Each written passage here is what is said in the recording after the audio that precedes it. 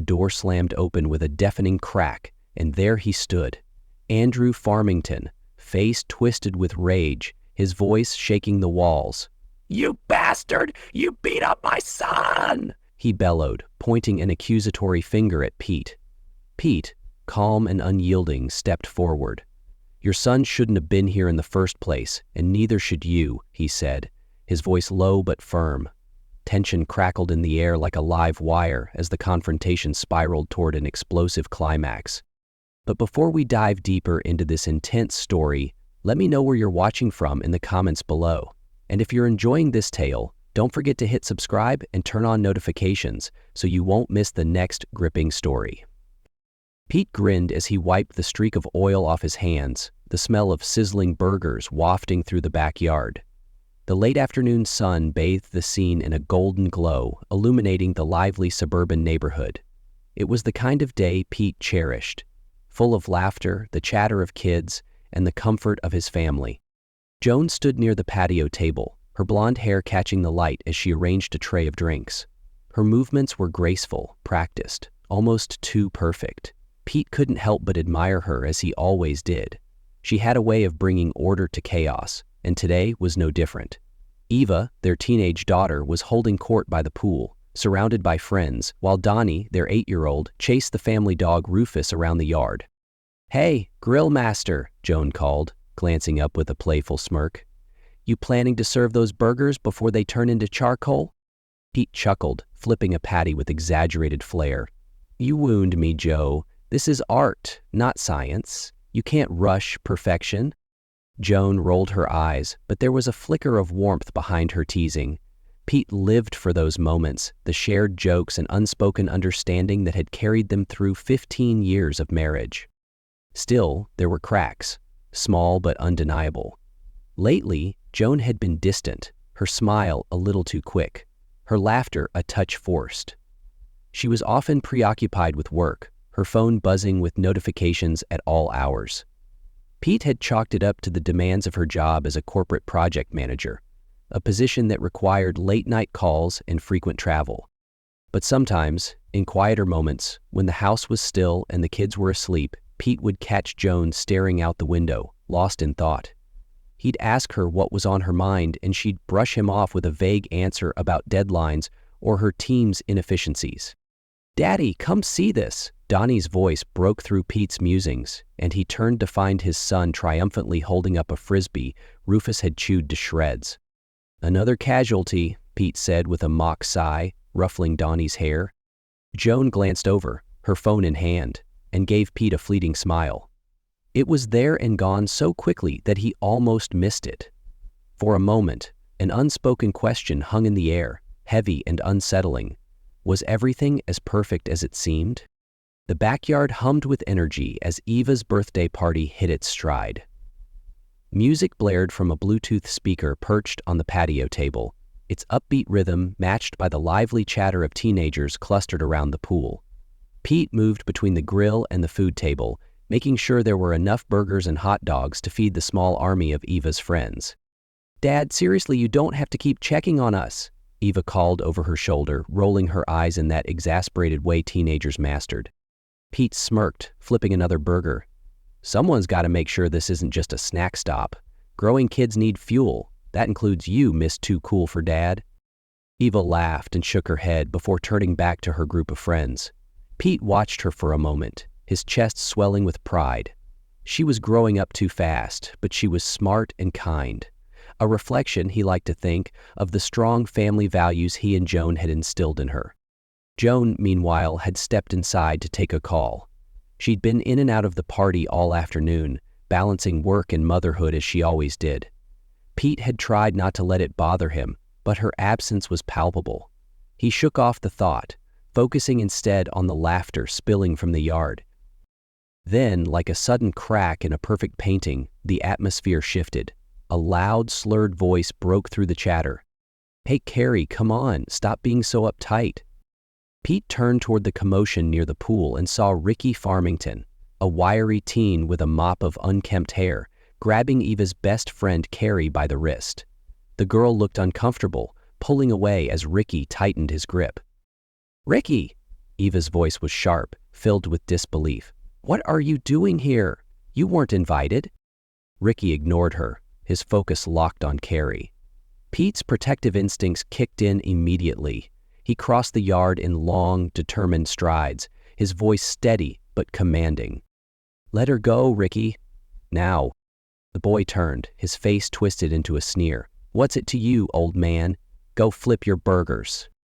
Pete's jaw tightened, but he kept his composure. "You heard me. Let her go. Or I'll make you." For a moment, it seemed like Ricky would escalate, his hand still gripping Carrie's wrist. But something in Pete's steady gaze made him hesitate.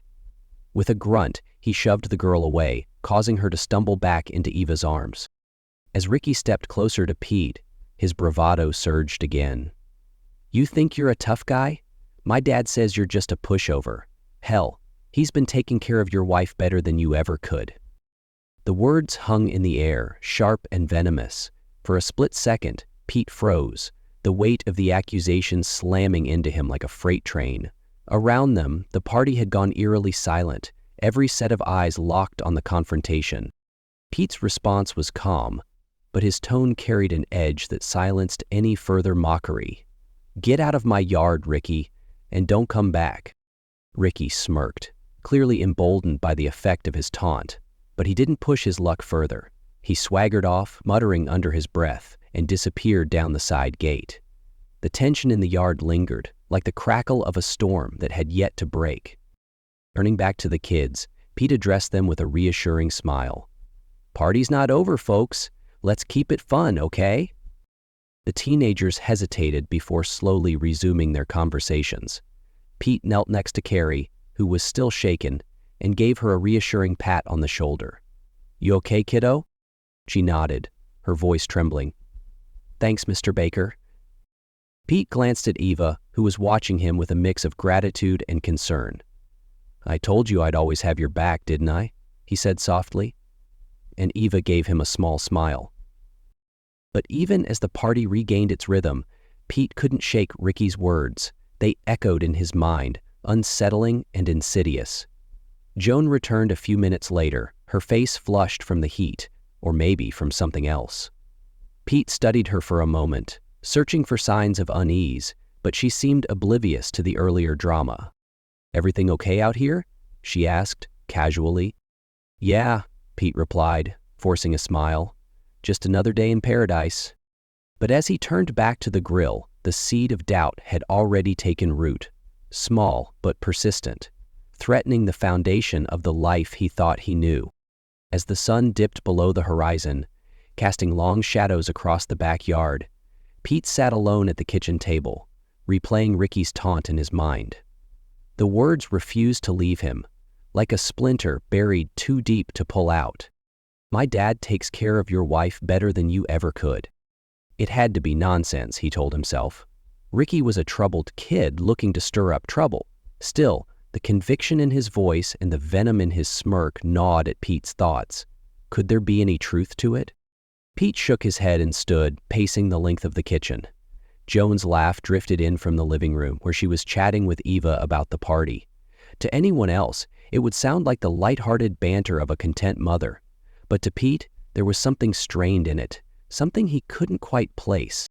Later that night, when the kids had gone to bed, Pete decided he couldn't ignore the knot tightening in his chest any longer.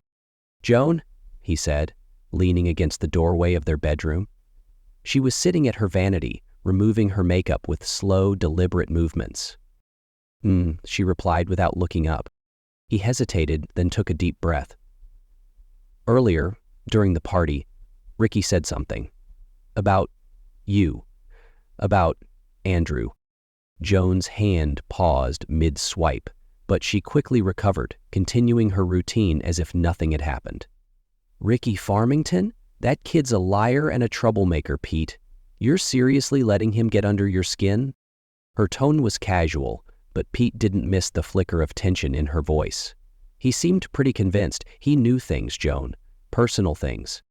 She finally turned to face him, her eyes narrowing. "What are you saying? That you believe him over me?" "That's not what I'm saying," Pete replied, his voice soft but firm. I'm just trying to understand why he'd say something like that."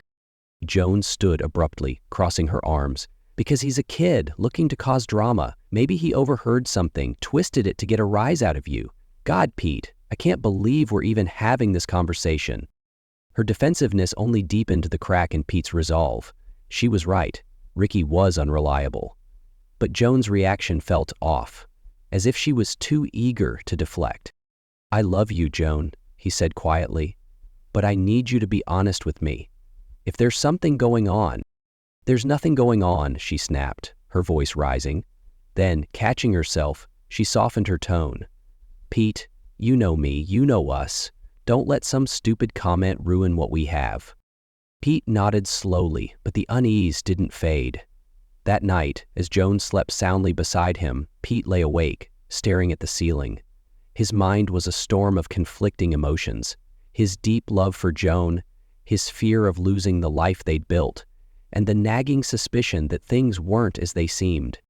The next morning, Pete tried to shake the doubts, throwing himself into his routine.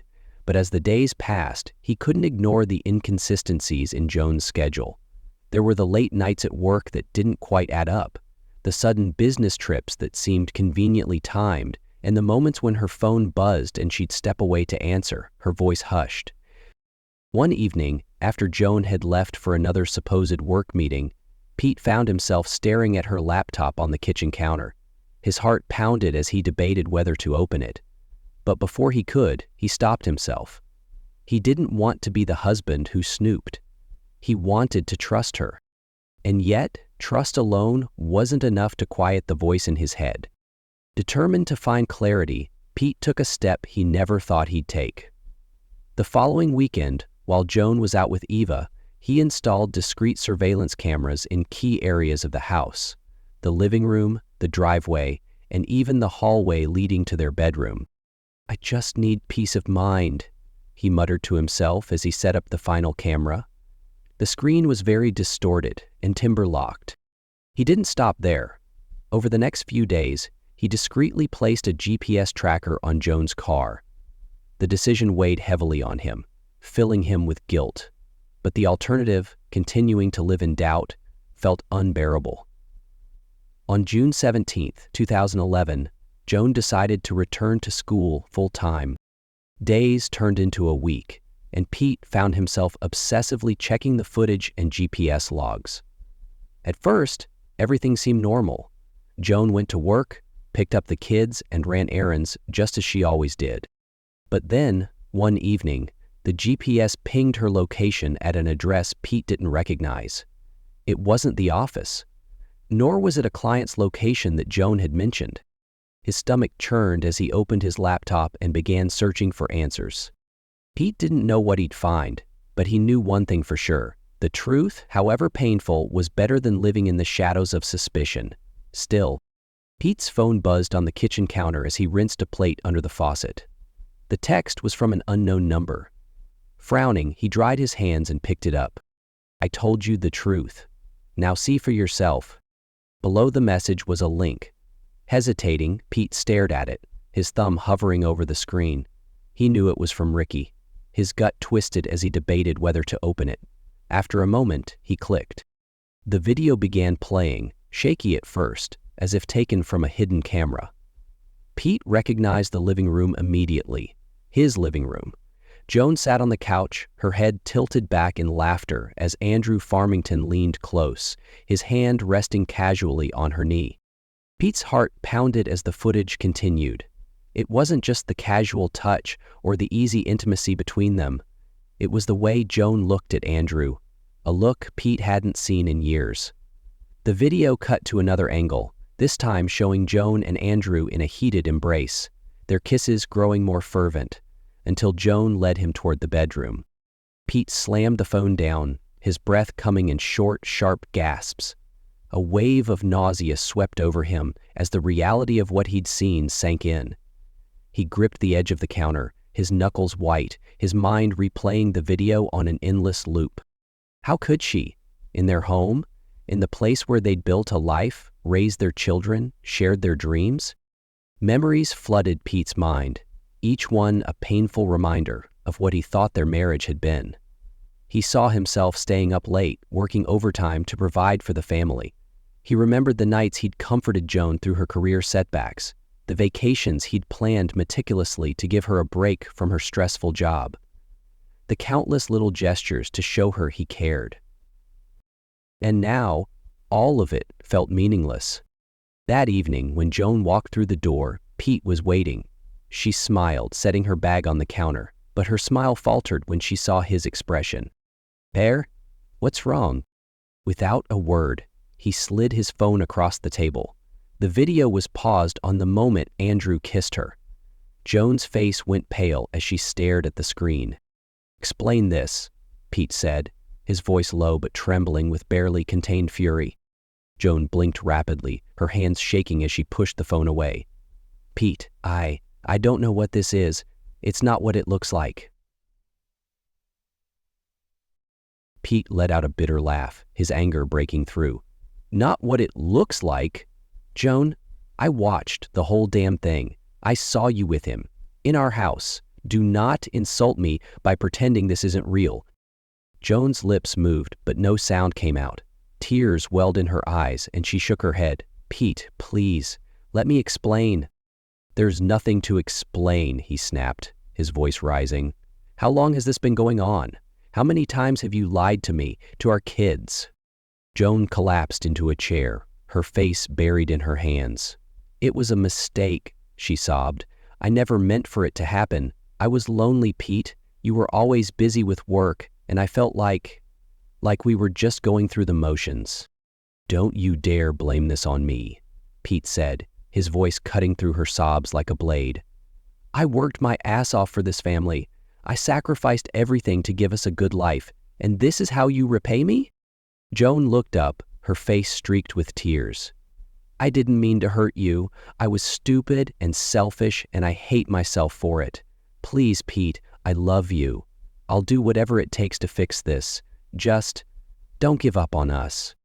Pete's emotions surged, a storm of love, rage, humiliation, and heartbreak. He wanted to scream, to lash out, to crumble into pieces. He wanted to hold her and tell her it would be okay, but the betrayal was too deep, the wounds too fresh. "You love me?" he said, his voice trembling. "How could you do this to someone you claim to love? How could you bring him into our home, into our bed?" Joan reached for his hand, but he pulled away. "Pete, please," she whispered. "I'll quit my job. I'll go to therapy, anything. Just don't leave me." Pete stood, turning his back to her. He couldn't look at her, couldn't bear the sight of her brokenness when it was her actions that had shattered them. "I don't even know who you are anymore," he said, his voice hollow. Joan sobbed behind him, her cries echoing through the house. Pete walked to the door, pausing with his hand on the frame. "I need time," he said, without turning around. "Time to figure out if there's anything left to save." With that, he stepped outside, leaving Joan alone with her guilt and the wreckage of their marriage. The cold night air bit at his skin, but it was nothing compared to the ice now lodged in his heart. The house was eerily quiet as Pete sat in his garage, staring at the heavy bag hanging in the corner. His phone rested on the workbench beside him, the most recent message from Ricky still glowing on the screen. "He's planning to stop by your house tomorrow. Thought you should know." Ricky's words filled Pete with a simmering fury. Andrew Farmington, bold enough to walk into his home, again, with the arrogance of a man who thought he'd already won. Pete clenched his fists, his knuckles whitening as the memories of the video resurfaced. He pushed the thoughts aside, focusing on the task at hand. If Andrew was coming, Pete would be ready. This wasn't just about confronting him. It was about reclaiming his dignity and protecting what little remained of the life he'd built. Pete stood and moved toward the heavy bag, letting his hands rest on its surface. The leather felt cool and familiar, a grounding reminder of the years he'd spent training in martial arts. What had started as a hobby in his 20s had become a discipline, something that kept him focused and strong even during life's most stressful moments. He took a step back, rolled his shoulders, and threw a sharp jab at the bag. The impact sent a satisfying ripple through the leather. He followed it with a cross and a hook, the movements precise and controlled. Each punch was a release, a way to channel the rage swirling inside him. As he worked through his combinations, his mind drifted to Joan. Her tearful pleas for forgiveness replayed in his head. Part of him wanted to believe her, to hold on to the love they'd shared for so many years. But trust, once broken, wasn't so easily mended. Her betrayal had forced him to confront uncomfortable truths, not just about her, but about himself. Had he been too focused on work, too blind to the cracks forming in their relationship? Or had Joan's actions been a reflection of her own flaws, unrelated to anything he could have done differently? Pete shook his head, landing a hard uppercut that left his fists stinging. Those questions could wait. Right now, his focus had to be on Andrew. The idea of facing Andrew wasn't new. Pete had fantasized about it ever since the night he'd seen the video. But this wasn't going to be a reckless act of rage. Pete wasn't a fighter looking to prove something. He was a man protecting his home and his family. He imagined the confrontation, playing it out in his mind like a scene from a movie. Andrew would probably walk in with his smug smile, expecting Joan to defend him or Pete to back down. But Pete wasn't the type to back down, not when it came to his family. This ends tomorrow, he thought, his jaw tightening with resolve. After finishing his workout, Pete returned to the kitchen, his body still humming with adrenaline. He opened the pantry and retrieved a small first aid kit, checking its contents with practiced efficiency. He didn't expect the confrontation to escalate to the point of injury, but it was better to be prepared. From there, he went to his bedroom and rummaged through his closet until he found what he was looking for, a thick canvas belt he'd used during his martial arts training. He wrapped it around his wrist, testing its grip. As he stood there, he caught his reflection in the mirror. His face looked older, wearier than he remembered, but his eyes burned with determination. This wasn't just about confronting Andrew. It was about reclaiming the strength and confidence that betrayal had threatened to strip away. The next morning, Pete woke early, his mind clear and his body calm. He spent the hours leading up to Andrew's arrival preparing his home and himself. He made sure the kids were at a friend's house, ensuring they wouldn't witness what was about to unfold. He sat on the couch, his phone in his lap, and glanced around the living room. The memories of laughter and love that filled the space felt distant now, replaced by a cold tension that settled in his chest. But beneath the tension, there was also clarity. For the first time in weeks, Pete felt certain about his course of action. He wouldn't let Andrew's actions define his family's future. He wouldn't let Joan's choices rob him of his integrity. When the doorbell rang, Pete stood, his movements deliberate. He took a deep breath, steadying himself, and moved toward the door. It's time, he thought, his resolve unwavering. With a firm grip, Pete opened the door and faced the man who had upended his life, ready for whatever came next. The sound of gravel crunching under tires announced Andrew's arrival. Pete stood in the backyard, his arms crossed as he waited. Joan hovered by the patio door, her face pale and anxious. She hadn't said much since Pete told her Andrew was coming. Now her silence felt like a storm cloud, heavy with tension and regret. The back gate creaked open, and Andrew strolled in like he owned the place. He wore a smug grin, his confidence radiating as he sauntered toward Pete. "Well, well, Pete," Andrew drawled, spreading his arms wide. "Didn't think you'd actually have the guts to face me." Pete didn't move, his expression unreadable. "You've got 5 minutes to say whatever you came here to say. Then, you're gone." Andrew chuckled, shaking his head. "Oh, I'm not going anywhere. You see, Joan and I have some unfinished business. Isn't that right, sweetheart?" Joan flinched at his words, her hands gripping the doorframe. "Andrew, just stop," she pleaded, her voice trembling. "This isn't the time or place." "Oh, but it is," Andrew shot back, his eyes glinting with malice.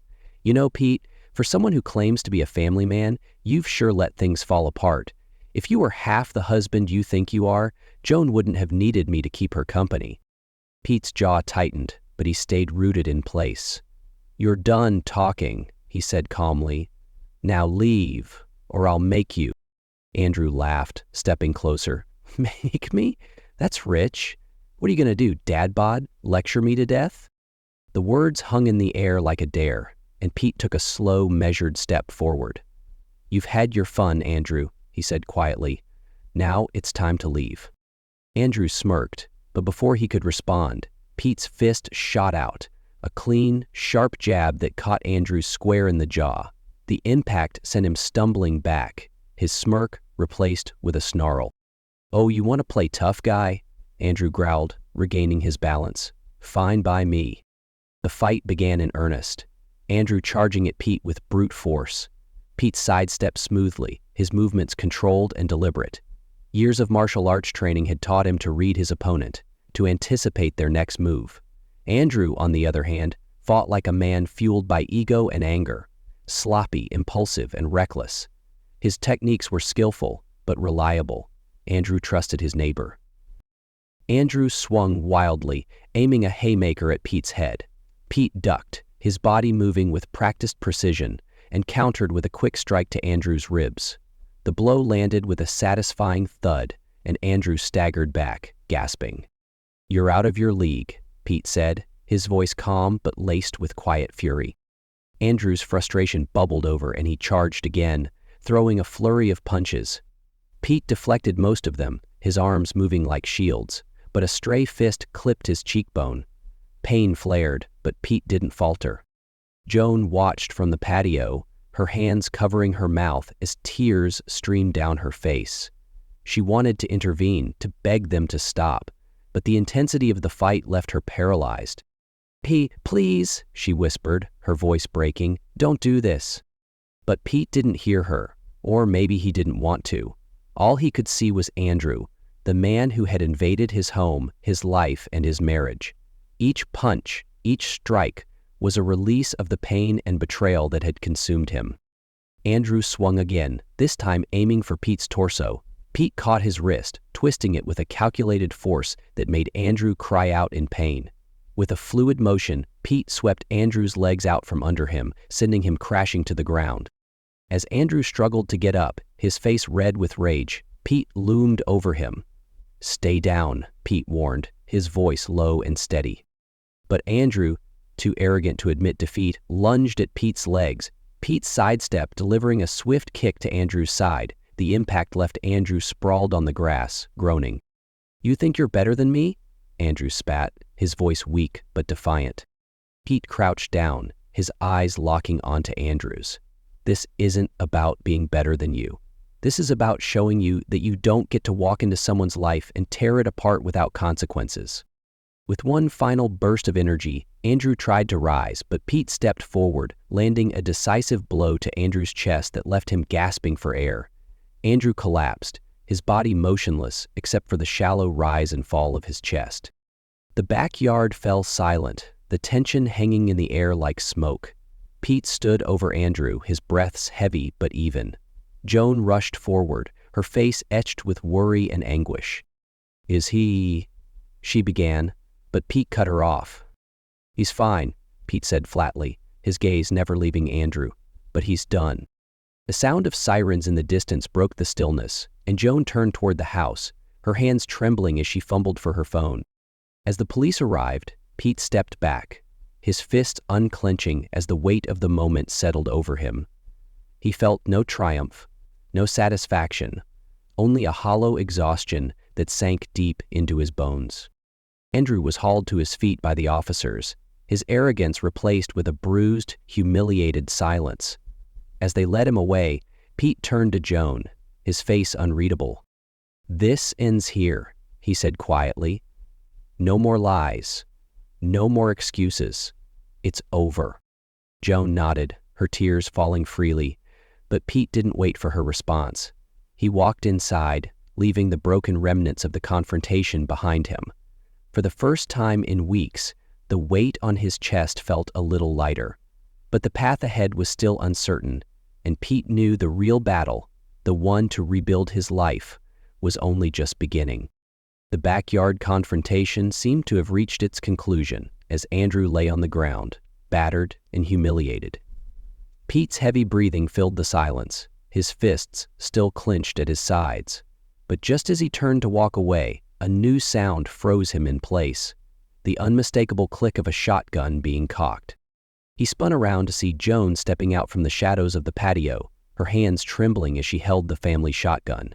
Her tear-streaked face was a storm of emotions: fear, anger, and overwhelming despair. "Joan," Pete said cautiously, raising his hands in a calming gesture, "what are you doing?" Joan ignored him, her eyes locked on Andrew. She took a shaky step forward, her grip tightening on the weapon. "You will not hurt my husband again," she said, her voice trembling but fierce. "You will not destroy what I've already broken." Andrew's eyes widened as he scrambled to his knees, raising his hands in surrender. Whoa, calm down," he stammered, the bravado he had moments ago now replaced with panic. "Joan, put the gun down," Pete urged, his voice steady but firm. He could see the shotgun shaking in her hands, the weight of the moment threatening to overwhelm her. Joan's tears flowed freely now, her sobs punctuating each word. "You don't get to walk away from this like it's nothing. You came into our lives, into his life, and tore everything apart. I won't let you take any more from us."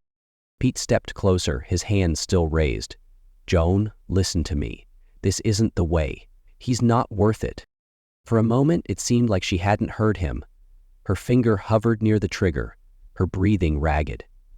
I ruined everything," she choked out, glancing at Pete with eyes full of guilt. "But I'll be damned if I let him hurt you again." Andrew, still on his knees, tried to inch backward, but Joan took another step forward, keeping the shotgun trained on him. "Don't move," she snapped, her voice cracking. Pete moved carefully, inching closer to her. "Joan," he said softly, "look at me." Not him, me. Her gaze flickered toward him, the gun lowering slightly. "I was so stupid, Pete," she whispered, her voice breaking. "I don't deserve you. I don't deserve anything." "You deserve the chance to make this right," Pete replied gently. "But this isn't how we do it." The tension in her shoulders eased, just enough for Pete to reach her. Slowly, he placed his hand over hers, guiding the shotgun down until its barrel pointed at the ground. "Let it go," he murmured, his voice soothing. With a shaky breath, Joan released her grip, and Pete took the shotgun from her, setting it aside. She collapsed into his arms, her sobs racking her body as she clung to him. The sound of approaching sirens grew louder, signaling the arrival of the police. Pete held Joan tightly, his own emotions threatening to spill over. Andrew remained on the ground, his bravado completely extinguished. As the officers arrived and took control of the scene, Pete guided Joan inside the house. For the first time in weeks, she seemed small and vulnerable, the weight of her choices and their consequences finally breaking her. Pete didn't know what would come next, but one thing was clear: the road ahead was far from over. Yet, in Joan's breakdown, he saw a flicker of something he hadn't felt in a long time: her willingness to fight for him, for their family. It wasn't forgiveness, not yet, but it was a start. The flashing red and blue lights cast an eerie glow across the backyard, their rhythmic pulse breaking the heavy silence. Pete stood near the patio, his arms crossed and his jaw clenched, watching as two officers approached. Joan, still visibly shaken, sat on the edge of a patio chair, her face streaked with tears. Andrew lay groaning on the grass, his bravado reduced to nothing more than occasional muttered curses. As the officers surveyed the scene, one of them stepped forward, his voice calm but authoritative. "What happened here?" Joan lifted her head, her voice trembling as she pointed toward Andrew. He came here uninvited," she began, her words faltering. "He attacked me. My husband had to defend me." Pete's head snapped toward her, his eyes narrowing in disbelief. Joan's words were calculated, deliberate, and entirely false. The officer turned to Pete. "Is that true, sir?" For a moment, Pete hesitated. The truth was poised on the tip of his tongue, ready to break free. He could tell the officers everything: that Andrew was the instigator, that Joan's affair had brought them to this point. But as he looked at Joan, her eyes pleading and desperate, a heavy weight settled in his chest. "Yes," Pete said finally, his voice low but steady. "That's what happened." The officers exchanged glances before turning their attention to Andrew. One of them crouched beside him, inspecting his injuries. "Looks like he took quite a beating," the officer said. "We'll need to get him to the hospital." Andrew tried to speak, but the officer cut him off.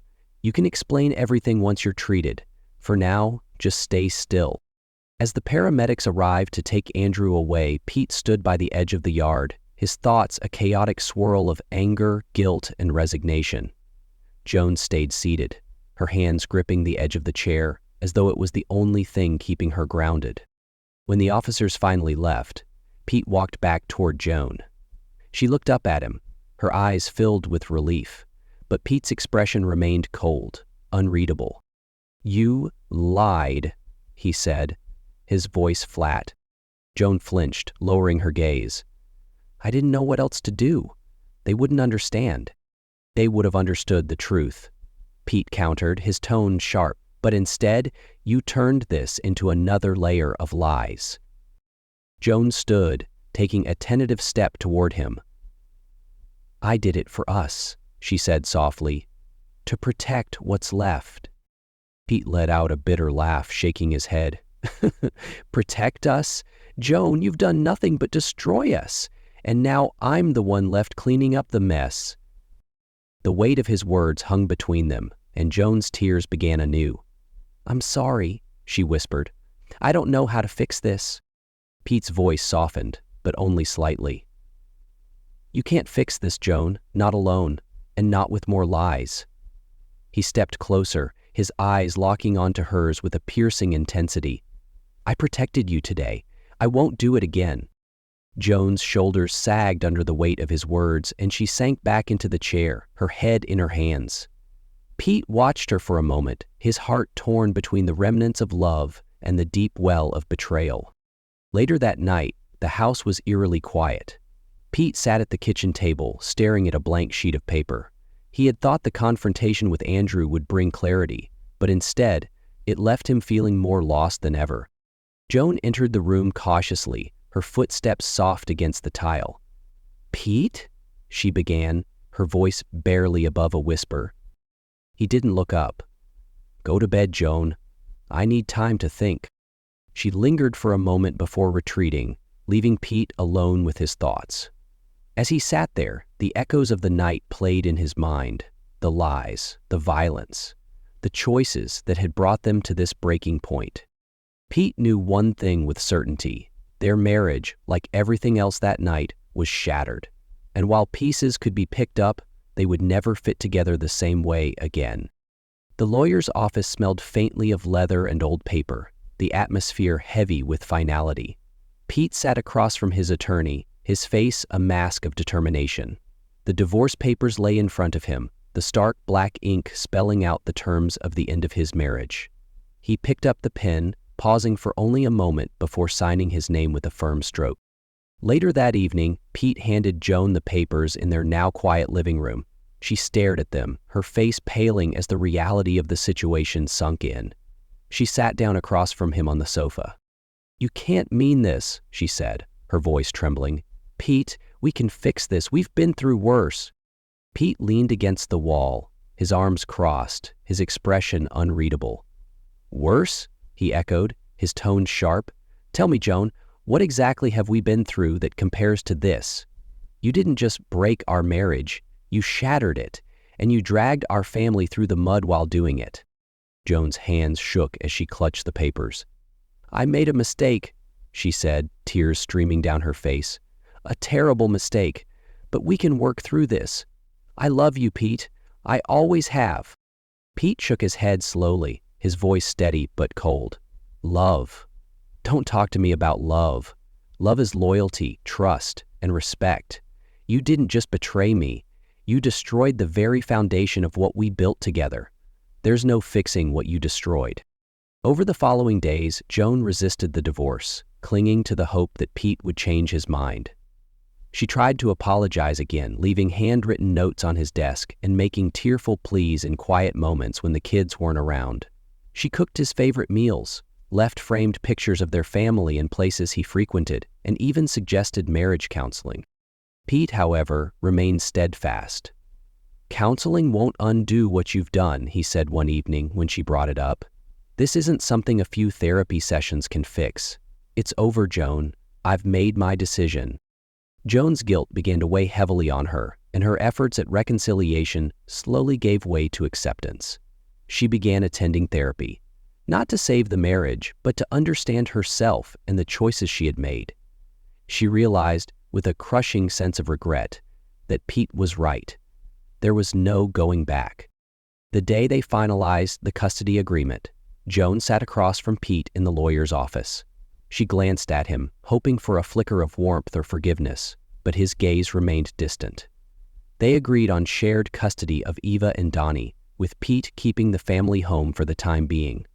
The process was efficient, clinical, and devoid of the love that had once defined their relationship. As they left the office, Joan reached out, her voice breaking. "Pete, I'm sorry for everything. I wish I could undo it." Pete paused, turning to face her. His expression softened, but only slightly.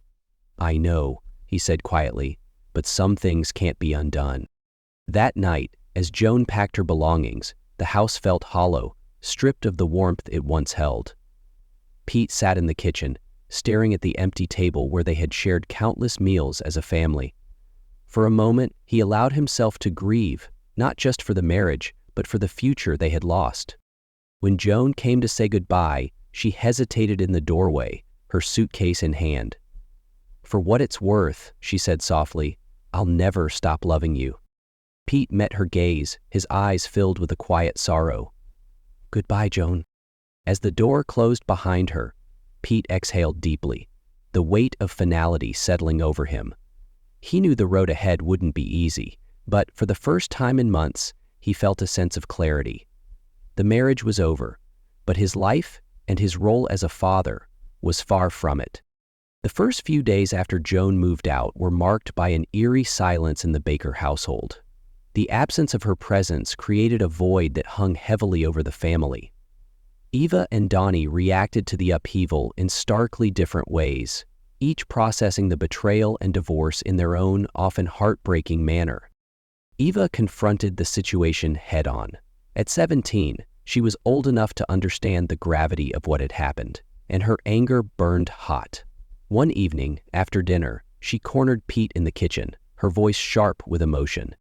"Why didn't you tell me sooner?" she demanded, her arms crossed tightly over her chest.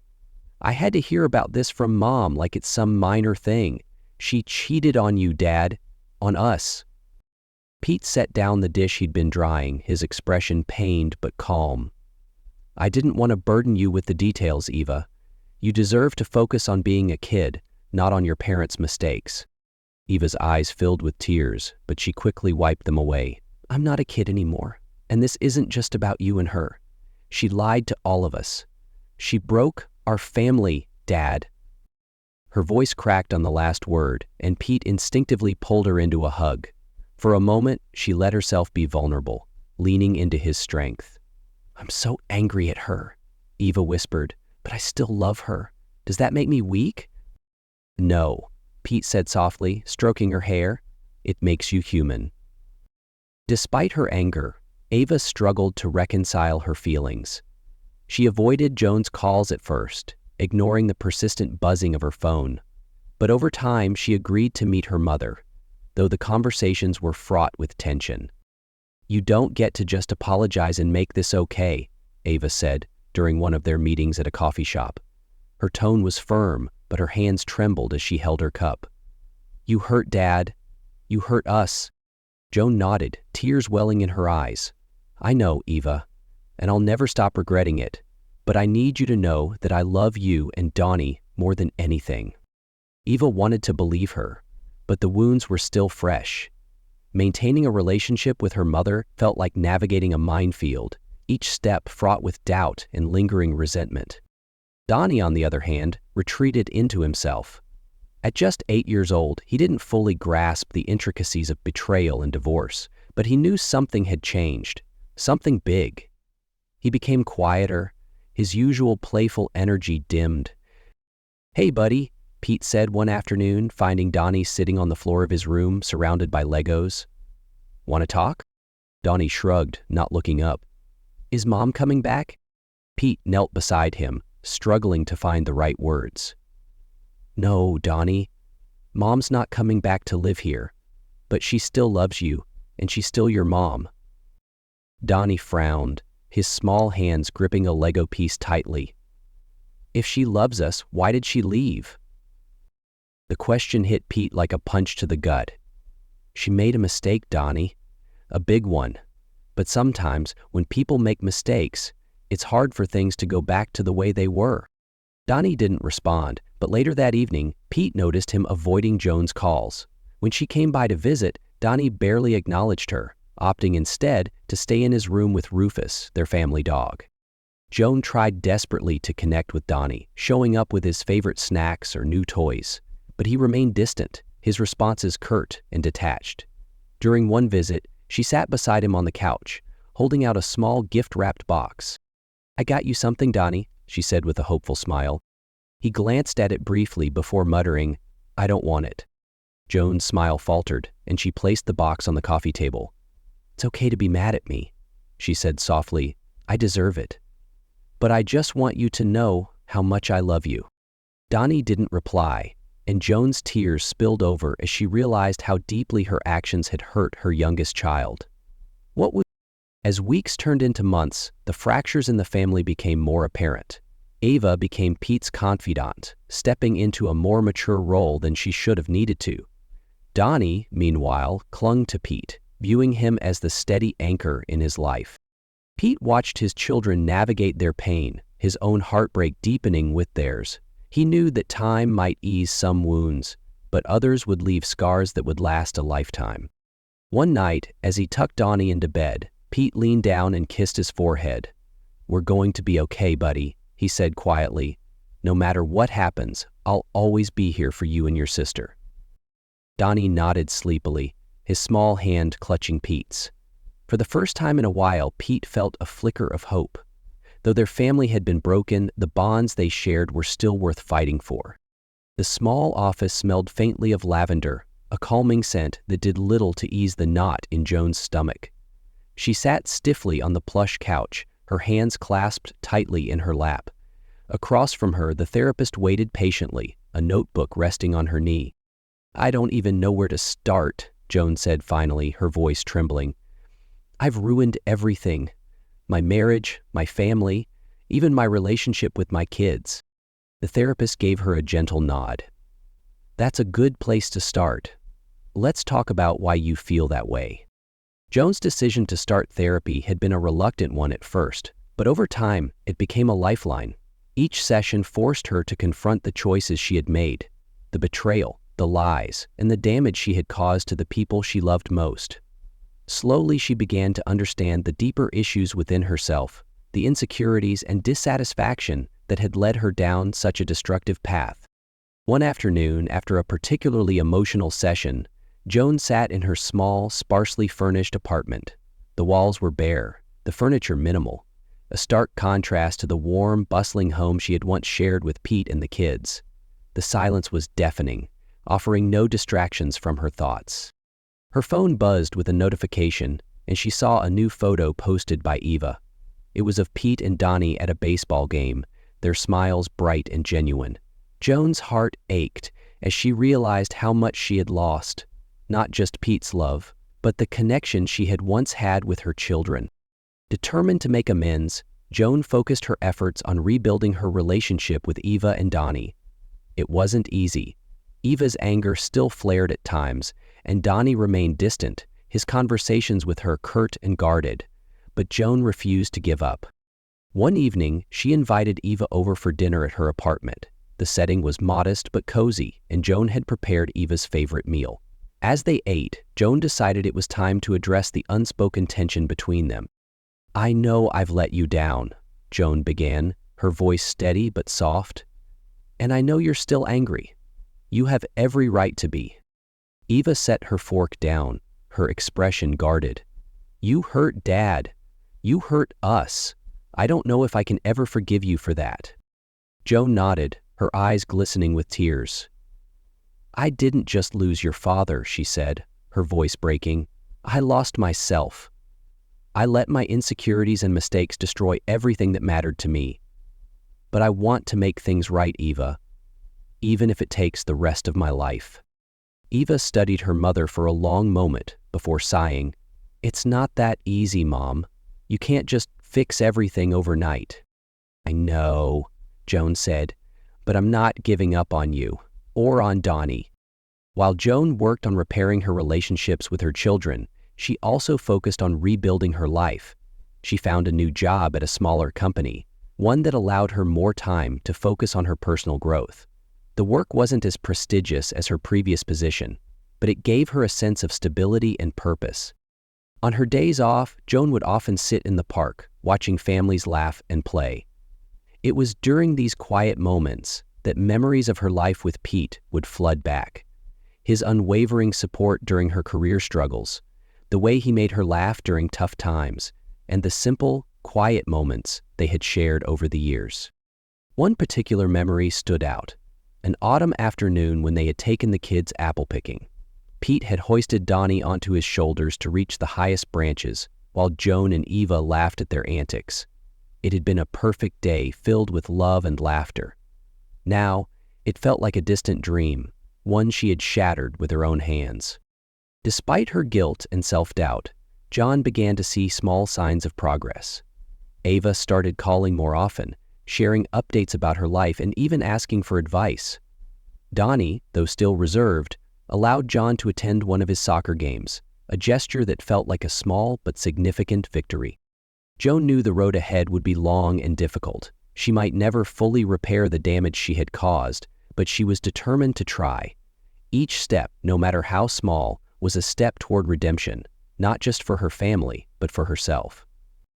As she lay in bed that night, Joan whispered a quiet promise to herself: "I will be better, for them, for me."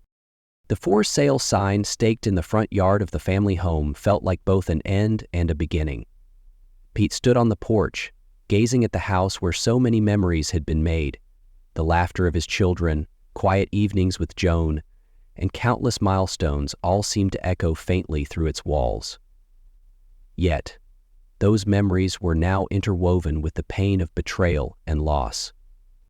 With a deep breath, Pete walked inside for one final look. The rooms, now emptied of most furniture, felt strangely hollow, yet liberating. This was no longer his home. It was a chapter he needed to close to make space for whatever lay ahead. The weeks after the sale were filled with both challenges and moments of clarity. Pete moved into a smaller house on the outskirts of town, a modest but cozy place that felt like a clean slate. His siblings, always his steadfast supporters, helped him settle in. His younger sister Molly had flown in from out of state just to lend a hand. "I always knew you were the strongest of us," she said one evening over takeout.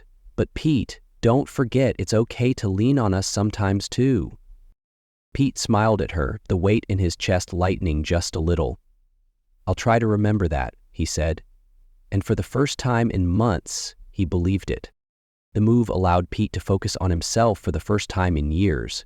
He started attending a local gym, finding that the physical exertion helped quiet his mind. He also resumed his martial arts practice, rediscovering the discipline and inner peace it brought. Therapy sessions provided a space for him to process the storm of emotions he had been carrying: grief, anger, and even moments of lingering affection for Joan. Still, vulnerability crept in during quiet moments. One evening, as he unpacked old photo albums, Pete found a picture of himself and Joan on their honeymoon. They were both laughing, her head resting on his shoulder. The happiness in their faces felt like a painful reminder of everything they had lost. Yet, as he closed the album, he realized something. That man in the photo wasn't gone. He just needed to rediscover himself. By 10 minutes past down, he just needed to rediscover himself. Pete's siblings often encouraged him to try dating again, though he wasn't entirely sure he was ready. "Just coffee," Molly said one day, nudging him toward an online dating app. "You're not committing to anything. Just see what's out there." He hesitated but eventually set up a profile. A few matches trickled in, and while he entertained the idea, he realized his priority wasn't finding someone new, it was healing. For now, the prospect of rebuilding his life on his own terms felt more important than starting over with someone else. One evening, while sorting through his emails, Pete noticed an anonymous message in his inbox. The subject line read, "The truth about Andrew Farmington." His pulse quickened as he clicked it open. Inside was a series of attached files. Screenshots of emails, text messages, and reports from other women at Joan's former firm. The evidence painted a damning picture of Andrew's predatory behavior, revealing a pattern of manipulation and harassment that went far beyond Joan. Pete's initial reaction was rage. Andrew had already destroyed enough, but this new revelation showed just how toxic and harmful he truly was. Yet as Pete scrolled through the files, a knot formed in his stomach. Exposing Andrew would undoubtedly bring him to justice, but it could also drag Joan into a professional scandal she might never recover from. Pete spent days wrestling with the decision.